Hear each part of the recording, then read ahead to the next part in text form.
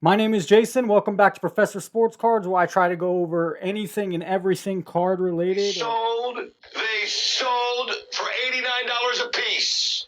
On today's episode, we're taking a look at the overpriced boxes of Topps Chrome. It's unfortunate. Also, some fun sandwich cards. You heard me right, sandwich cards. And finally, we'll look at a cool Paul Skenes card. We're going to try something new every episode. We're going to start with a card. Comment below, who is this? Whose rookie card is this? What year is it? So whose rookie card, what year? At the end of the video, we'll do a deep dive on the card, the pop count, the price, the chart, and all of the above.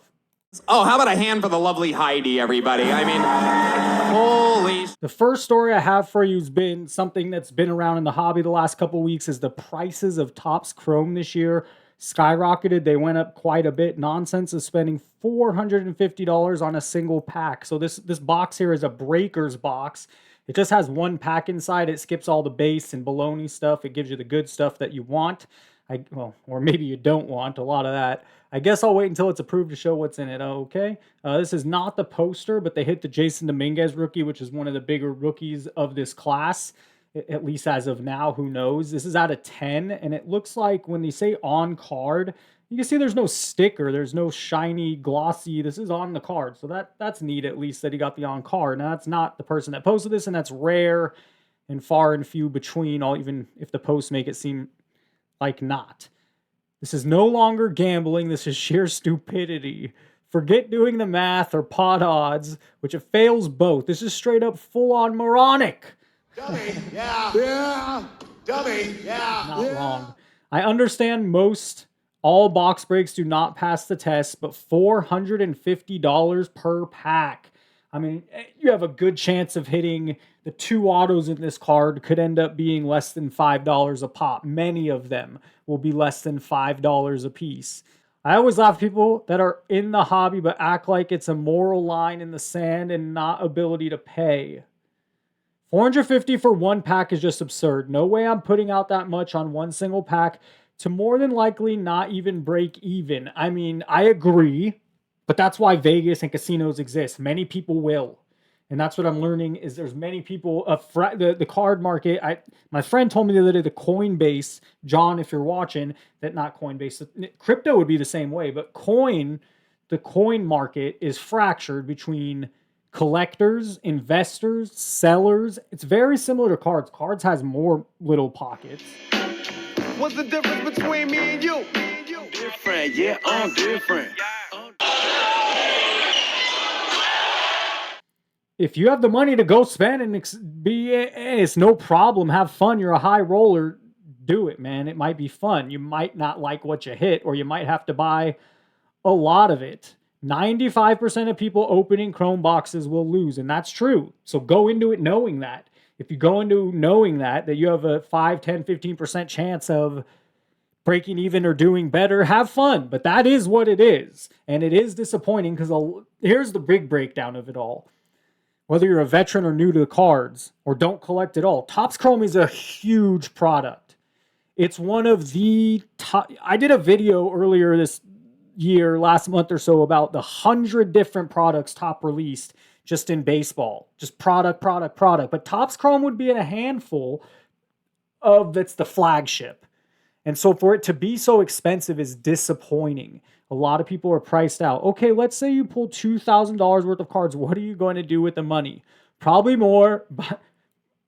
buy more boxes. And that's what a lot of people in cards do. That's what like gamblers do. That's what this Whatnot bothers me right now because they're peddling it. They have this quick flash ad. It's catchy and it's come break with us. Look at all these great things, how fun it's going to be.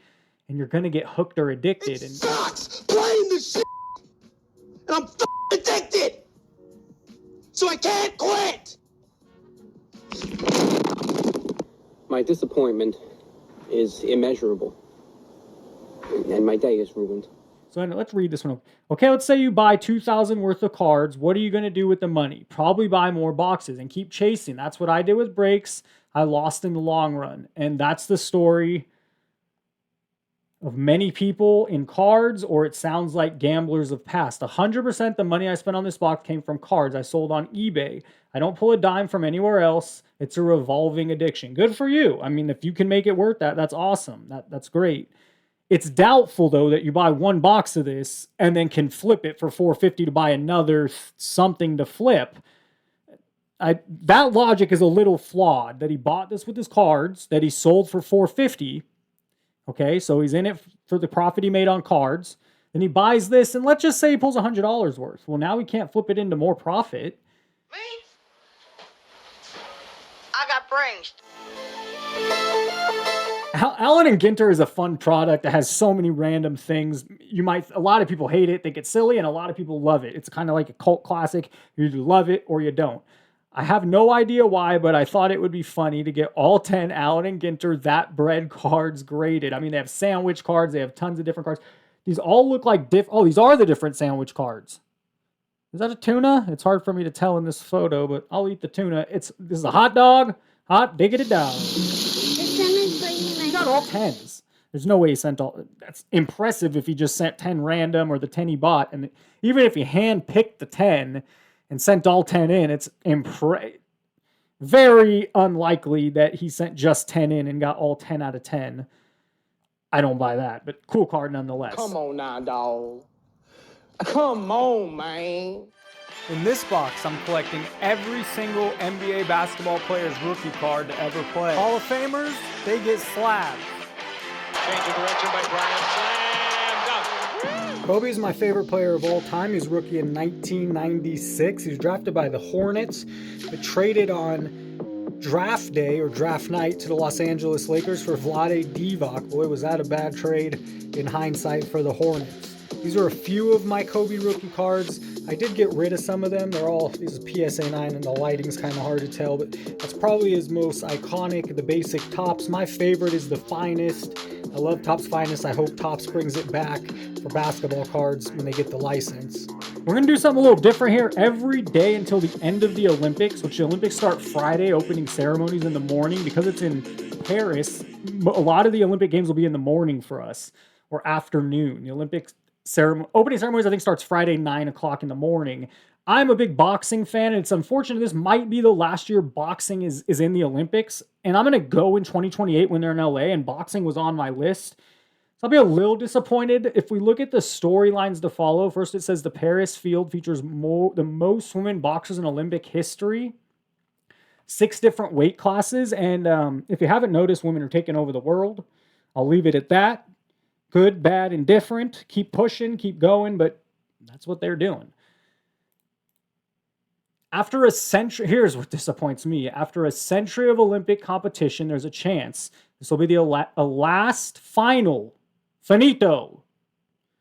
Olympic boxing tournament. The IOC recently cut ties with sport's previous governing body and declared boxing could be dropped altogether before the LA Olympics, although a breakaway organization is fighting to save it. The boxing begins July 27th and concludes August 10th, one day before the closing ceremony. Sing it to me. I want you to sing it to me. And I want you to dance for me. You sing it, you dance. Dance for me, boy. So Leaf is not licensed. You'll see no Pittsburgh Pirates or MLB logos on this card, but Paul Skenes did apparently work with Leaf. I can't tell if that's a sticker or just put there on the card. It's really hard to tell if it's a sticker auto or not.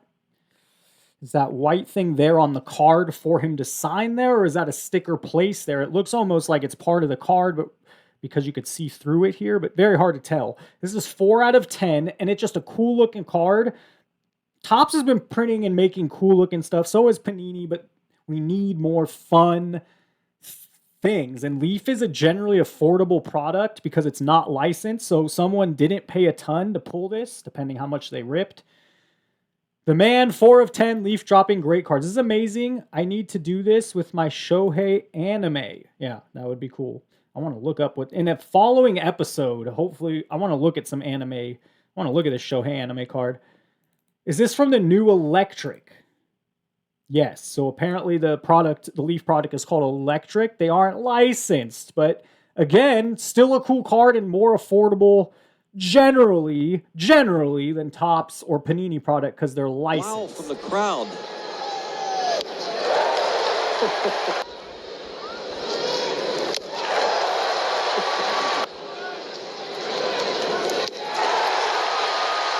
How do you like this show? Before we get to who this is, and you probably know, maybe you don't, I tried to cover up any hints. Little obvious, I think.